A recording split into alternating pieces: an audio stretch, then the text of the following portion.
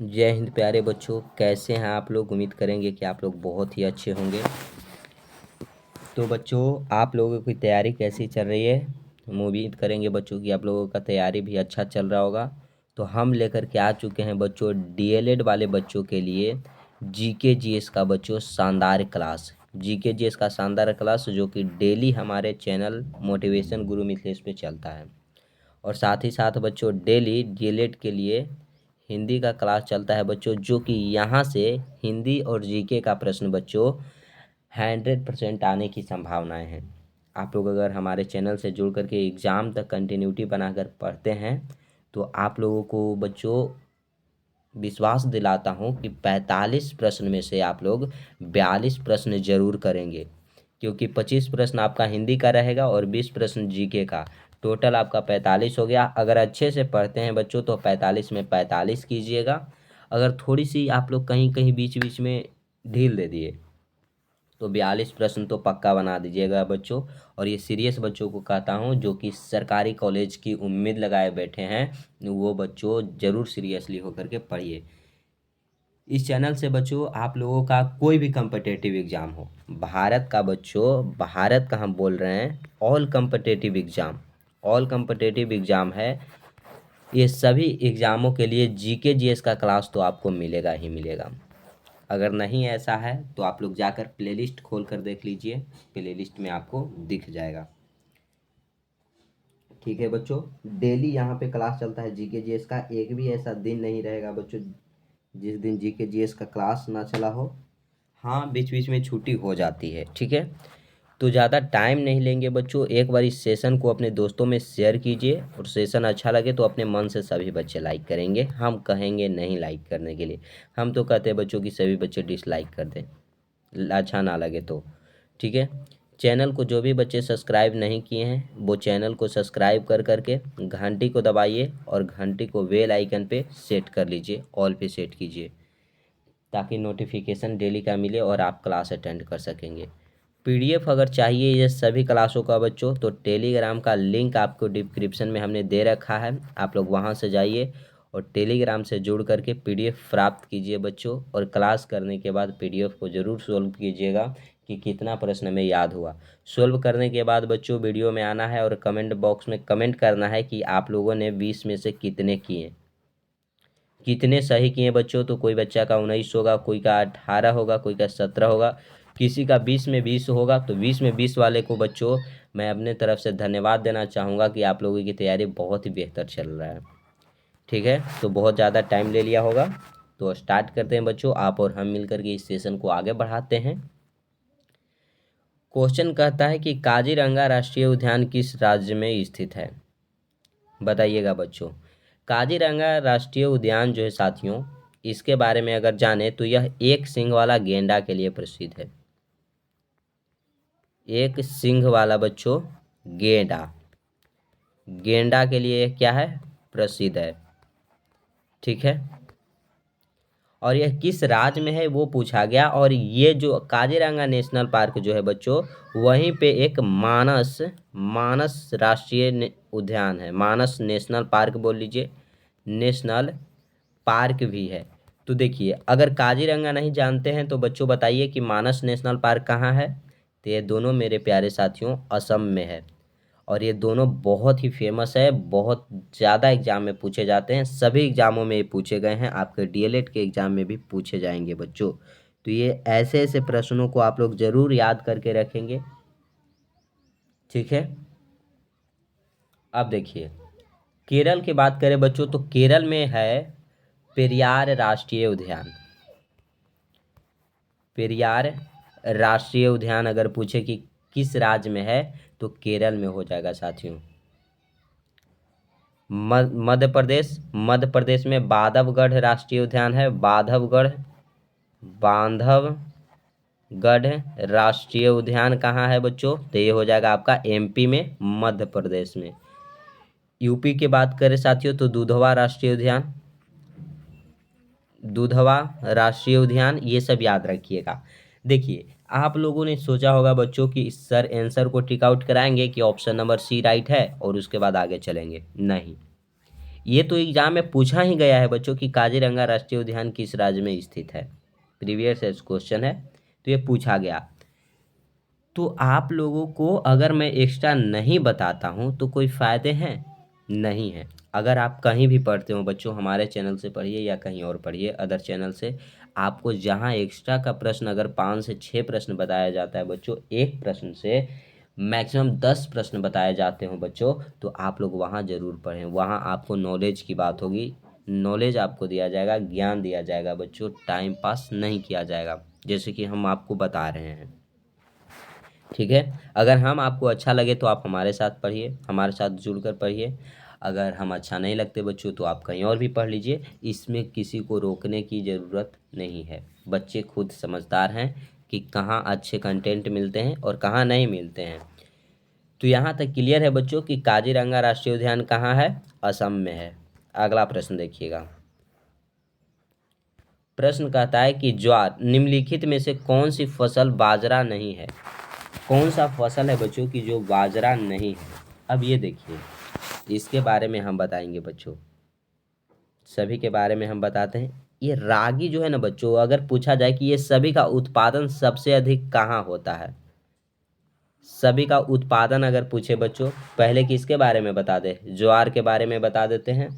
ज्वार साथियों महाराष्ट्र में ना, महाराष्ट्र में सबसे अधिक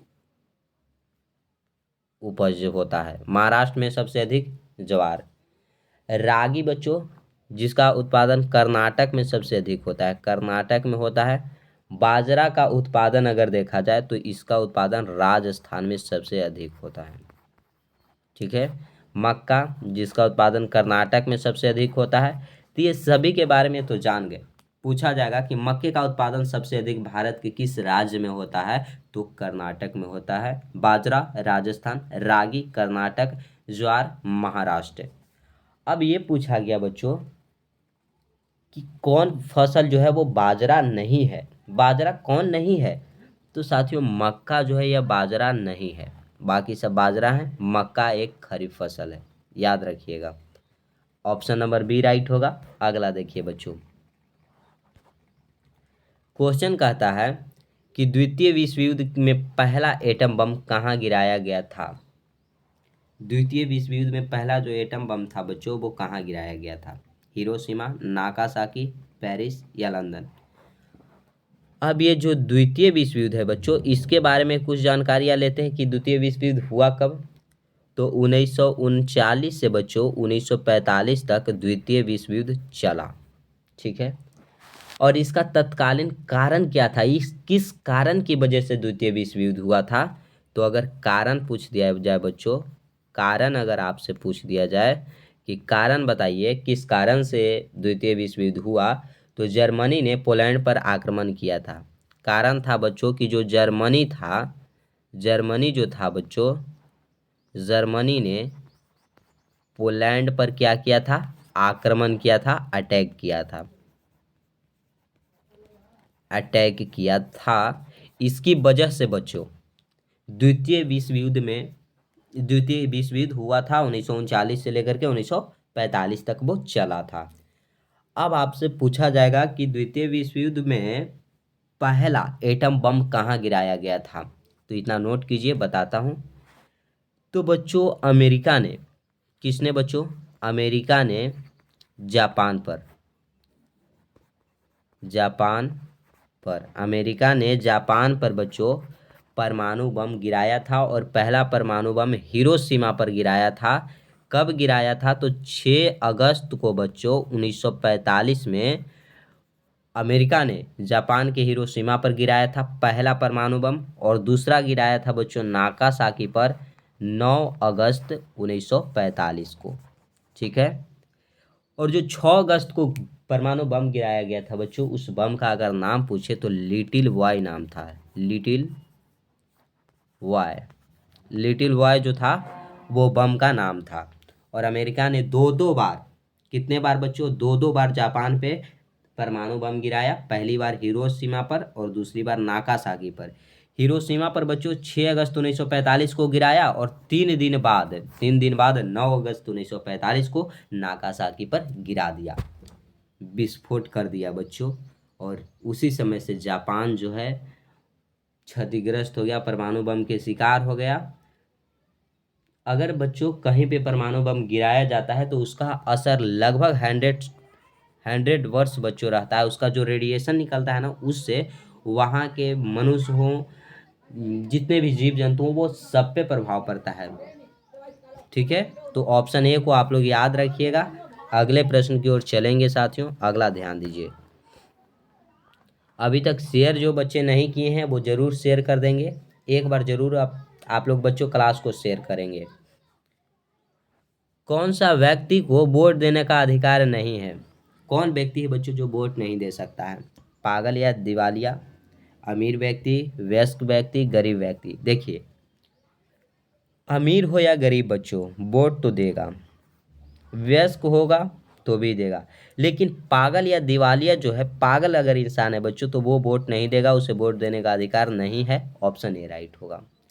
अगर पूछा जाए कि जो महिला है बच्चों, महिला को वोट देने का अधिकार सबसे पहले किस देश में मिला, तो न्यूजीलैंड में मिला है बच्चों। न्यूजीलैंड ने सबसे पहले महिलाओं को वोट देने का अधिकार दिया 1893 को।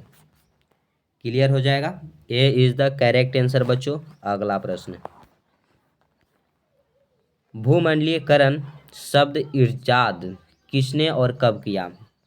तो भूमंडलीयकरण जो शब्द का इजाद है बच्चों, वो जॉन विलियमसन ने 1990 में किया। ऑप्शन नंबर बी जो है वो आपका राइट आंसर हो जाएगा।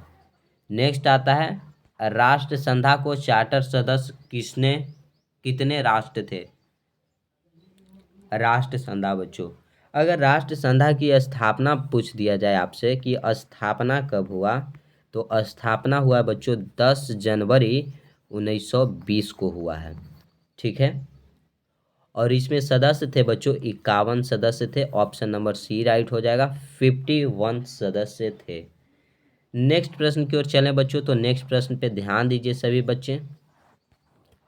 चूड़ामन राय किस विद्रोह से संबंधित है? चूड़ामन राय बच्चों, चेरो विद्रोह, चुआर विद्रोह, कोल विद्रोह, इनमें से कोई नहीं। तो सबके बारे में हम बताएंगे बच्चों। पहले आंसर को आज जान लेते हैं। तो आंसर हो जाएगा बच्चों चेरो विद्रोह से। चूड़ामन राय किससे संबंधित है? तो चेरो विद्रोह से। चेरो विद्रोह हुआ कब? तो ये हुआ है बच्चों 1813 में। ठीक है, कोल विद्रोह की अगर बात करें साथियों कि कोल विद्रोह कब हुआ, तो यह हुआ है 1800 साथियों 31 ईस्वी में झारखंड में हुआ। झारखंड में हुआ। इसका नेतृत्व किसने किए? तो नेतृत्व किए बच्चों बुद्ध भगत। बुद्ध भगत। ठीक है, चुआर विद्रोह आता है बच्चों कि चुआर विद्रोह, तो चुआर विद्रोह हुआ 1786 ईस्वी में। 1786 ईस्वी में बच्चों यह हुआ है बंगाल में। कहाँ हुआ है साथियों? बंगाल में। अगर इसका नेतृत्व आपसे पूछ दिया जाए तो रघुनाथ महतो किए हैं। रघुनाथ महतो, रघुनाथ महतो ने बच्चों चुआर विद्रोह का नेतृत्व किए। ऑप्शन नंबर आप ए को राइट कीजिए।